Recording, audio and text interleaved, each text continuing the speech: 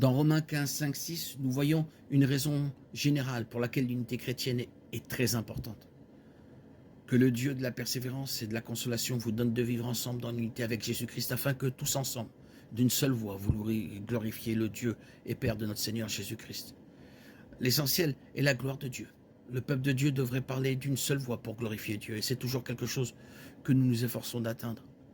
Paul nous demande de faire tous nos efforts pour conserver l'unité de l'esprit par le lien de la paix.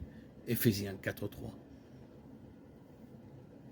Les dons de l'esprit nous aident à atteindre cette unité.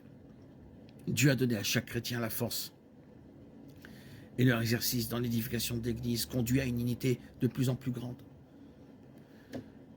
L'un des buts des dons est que nous parvenions tous à l'unité dans la foi et dans la connaissance du Fils de Dieu, à l'état d'homme fait, à la mesure de la stature parfaite de Christ. Éphésiens 4, 13. Pour promouvoir l'unité chrétienne, Dieu présente l'Église dans 1 Corinthiens 12, 12, 27 comme une Église.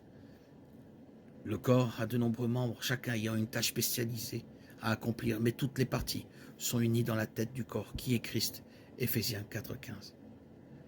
Les chrétiens forment naturellement des communautés locales dans lesquelles personne n'a besoin de se réjouir ou de souffrir seul.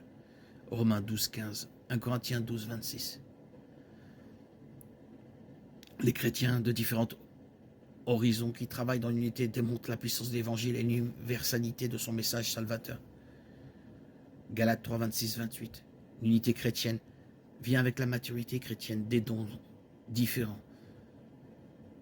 de chacun.